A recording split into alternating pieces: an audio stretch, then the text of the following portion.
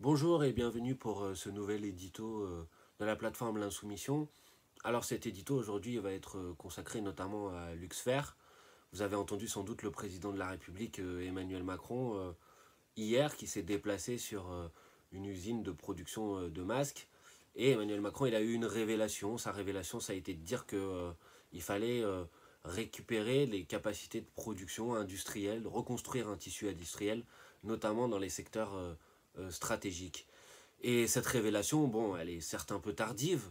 mais surtout pour l'instant, elle se heurte à une contradiction entre les paroles et les faits. Et bien évidemment, et ce que nous disons depuis maintenant plusieurs années, que cet enjeu d'avoir une capacité de production industrielle, en particulier sur les secteurs stratégiques, il était indispensable. Il était indispensable parce qu'on avait ce savoir-faire et parce que ça nous permettait de ne pas être soumis à la concurrence sur des marchés mondiaux, pas être dépendant de production qui se font en dehors de l'Union européenne. Et bien cette situation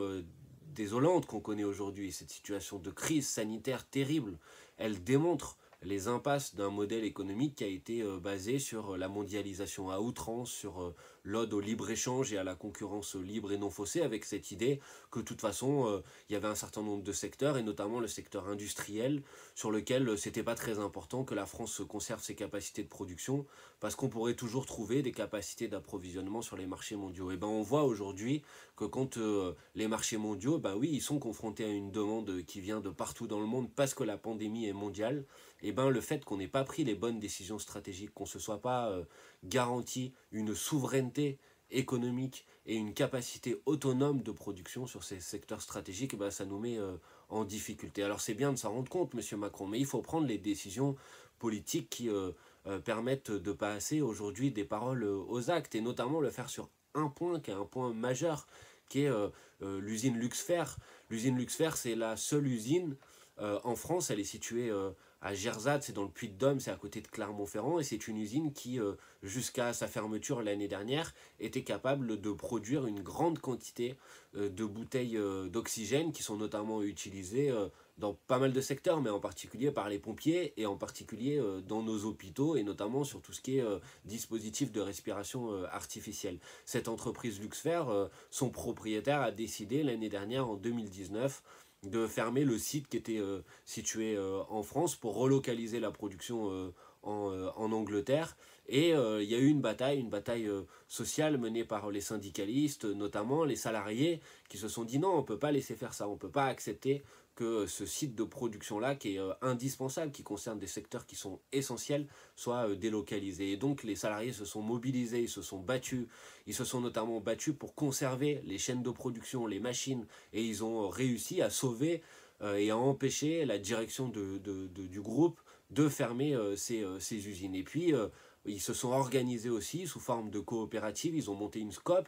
pour dire que oui, ils étaient capables, eux les salariés, de reprendre en main les chaînes de production, de relancer la machine, que peut-être que le propriétaire du groupe avait décidé de partir, mais que c'est pas lui qui détenait le savoir-faire, que c'était les salariés eux-mêmes, et que ces salariés, ils étaient capables de produire. Et ces salariés, ils demandent juste un soutien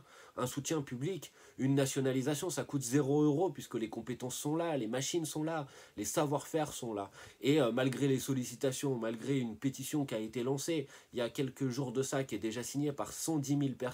malgré les belles et les grandes déclarations d'Emmanuel Macron sur la nécessité de reconstruire un tissu industriel et une souveraineté française et européenne sur les productions essentielles, et ben pour l'instant leurs demandes, leurs exigences, elles se heurtent à une fin de non-recevoir. Alors voilà, je voulais alerter sur ce sujet parce que c'est un sujet extrêmement important. Bien sûr, ça ne concerne pas que Luxfer, ça concerne aussi des entreprises de production de médicaments, par exemple, parce que, vous le savez, 80% des principes actifs qui sont dans les médicaments aujourd'hui, ils sont produits en Chine ou en Inde. Il y a une vingtaine d'années en France, c'était l'inverse. On produisait 80% des principes actifs sur le territoire français. Donc bien sûr, cette question-là, elle ne concerne pas que Luxfer, mais le cas de Luxfer, c'est un cas emblématique. C'est un cas qui démontre aussi l'aveuglement idéologique d'un pouvoir qui, face à la situation actuelle, est toujours accroché à des dogmes qui honnêtement sont des dogmes qui n'ont plus aucun sens, qui sont ces dogmes d'éviter ou de refuser que la puissance publique, les pouvoirs publics interviennent dans l'économie, ici par la réquisition, ici par la nationalisation, c'est ce qu'il faut faire dans le cas de Luxfer, ici pourquoi pas en mettant autour de la table l'ensemble des syndicalistes, l'ensemble des chefs d'entreprise d'un secteur concerné, pour faire en sorte que ce secteur puisse participer à la bataille sanitaire. C'est par exemple le cas des 1000 entreprises du textile qu'on pourrait organiser pour leur dire maintenant il faut faire en sorte qu'on puisse produire la quantité de masques dont nous avons besoin pour protéger d'abord les soignants bien sûr, mais aussi tous les personnes et les personnels et les salariés qui participent à des secteurs qui sont des secteurs essentiels à la bataille sanitaire. Il ne suffit pas de faire des grandes déclarations, il ne suffit pas non plus d'attendre les initiatives individuelles et les initiatives privées. Il y a des initiatives qui sont prises, c'est très bien, elles vont dans le bon sens, mais l'État ne peut pas être spectateur, il doit être acteur, il doit être planificateur, il doit être organisateur de l'organisation et de la mise en route du tissu économique pour participer à la bataille sanitaire. Alors Monsieur Macron, cessez de parler, agissez, nationalisez Luxfer, c'est ce que vous demandent les salariés qui sont prêts à reprendre la chaîne de production, c'est ce que vous demandent tous les citoyens, les soignants qui sont confrontés à des difficultés à se procurer du matériel médical qui leur permet d'exercer leur mission. C'est ce que vous demandent ces citoyens qui ont signé cette pétition. Si vous m'écoutez, signez cette pétition, relayez-la, faites-la circuler pour faire en sorte qu'on augmente le niveau de mobilisation populaire sur ce sujet, pour contraindre le pouvoir à prendre enfin la seule décision qu'il faut prendre aujourd'hui, c'est-à-dire la nationalisation de Luxfer. Voilà, merci de m'avoir écouté, c'était un édito pour l'insoumission. J'espère que vous vous portez bien. En tout cas, la bataille continue, elle est nécessairement une bataille, une critique constructive de l'action qui est mise en place par le gouvernement, mais parce que nous souhaitons faire en sorte que le pays puisse sortir au plus vite de la situation difficile à laquelle il est confronté, et que ça passe par le fait qu'on organise l'économie pour qu'elle vienne participer et contribuer à la bataille sanitaire. Bye bye.